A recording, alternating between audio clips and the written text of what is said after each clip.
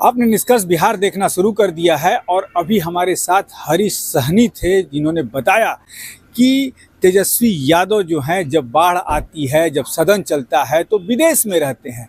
जनता का कोई भी काम उनके द्वारा नहीं किया जाता है, सिर्फ उनका काम है ट्विटर पर उल्लेख करना और सरकार को घेरना। और बिहार की जनता ये सब कुछ जो है ये देख रही है। तो क्या कुछ कह रहे हैं हरीश सहनी, पहले सुनवा दें आप। हरी जी, हरियाणा के चुनाव में राहुल गांधी ने एक रैली में कहा कि यदि जो जिलेबी बनाते हैं वो यदि इसकी फैक्ट्री बना दें, लगा लें तो एम्प्लॉयमेंट भी बढ़ेगा और देश विदेश जिलेबी की सप्लाई हो सकती है। तो क्या आप मानते हैं कि जिलेबी की फैक्ट्री लगाई जा सकती है?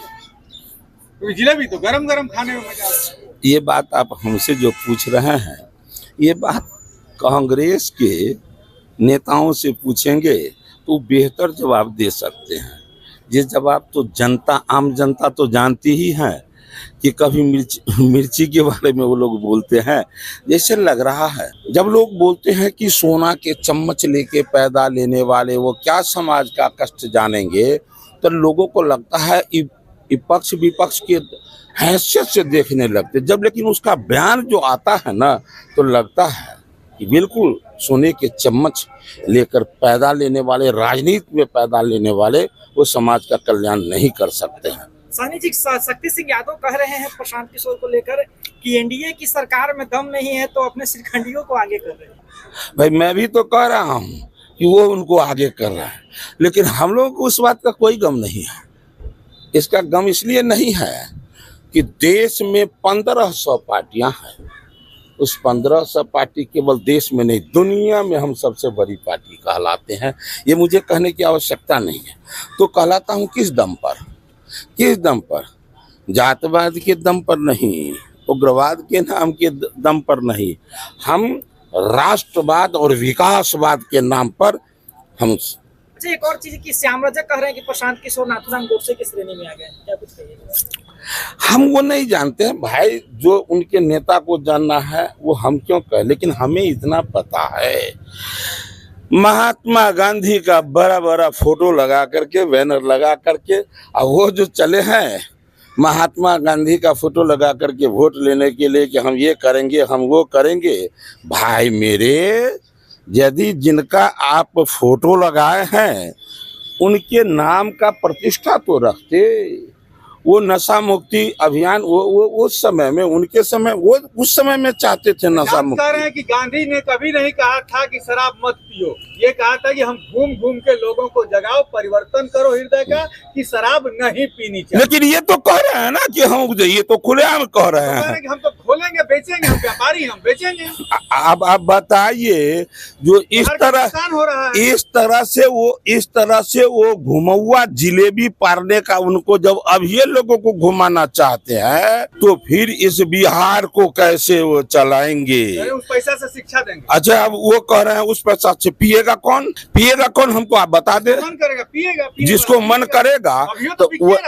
एक मिनट, जरा ये भी तो बता दीजिए, आप देश के चौथे स्तंभ कहलाने वाले, ये तो बता दीजिए कि सड़क पर लुढ़कने वाला कौन था कल बिहार में? केवल और केवल गरीब। आप उस गरीब को एनडीए सरकार में आदरणीय नीतीश कुमार जी ने यदि ये व्यवस्था बनाए, यदि संभला है तो गरीब परिवार संभला है।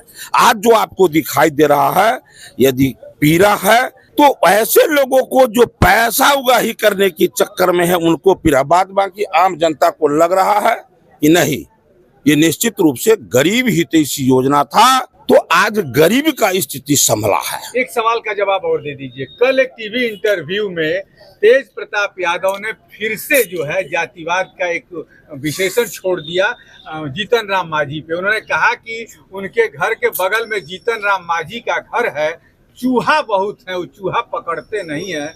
तो अब बताइए इशारों में क्या? अब ये बात बता दीजिए, इस तरह का ऐसे शब्दों का प्रयोग करके यदि वो राजनीति करना चाहते हैं, कितना दुखद है। आप बाबा साहब भीमराव अंबेडकर की सम्मान भी करना चाहते हैं और उनका नाम लेकर वोट भी बटोरना चाहते हैं। नाम तो लेते हैं कभी कभी, याद है, लेकिन उनके मन में क्या था वह बात वो अनुकरण नहीं करते हैं।